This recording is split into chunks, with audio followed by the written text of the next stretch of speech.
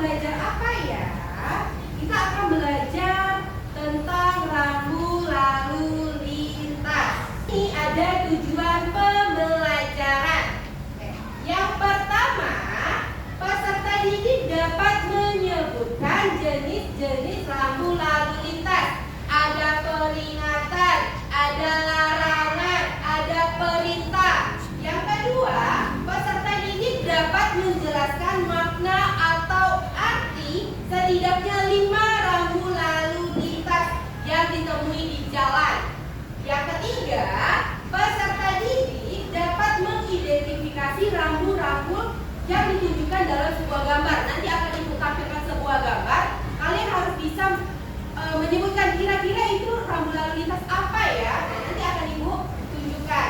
Yang terakhir, peserta didik dapat menganalisis hubungan antara rambu lalu lintas dan keselamatan berkendara atau pejalan kaki. Nah, ini merupakan 4 tujuan pembelajaran yang akan kita lalui bersama-sama hari ini.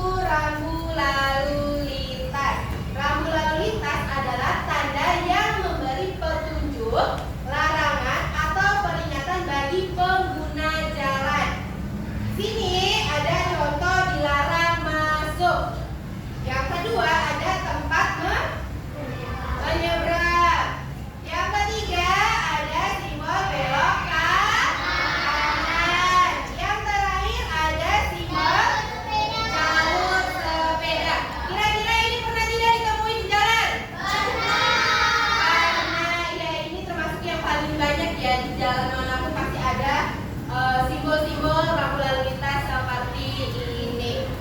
Lampu lalu lintas apa saja yang sering kalian temui di jalan? Coba, Gibran. Dilarang parkir. Terus apa? Dilarang merokok. Terus ada lagi Satria? Jalur sepeda.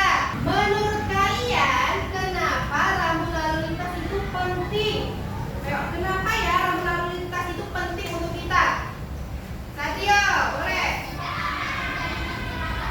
Agar tidak terjadinya kecelakaan. Ya, nah itu salah satu kenapa lampu lalu lintas itu penting untuk kita. Jadi untuk menghindari yang namanya kecelakaan. Ini ada simbol dan rambu lalu lintas. Ingat ya, setiap rambu lalu lintas itu punya warna dan maknanya masing-masing.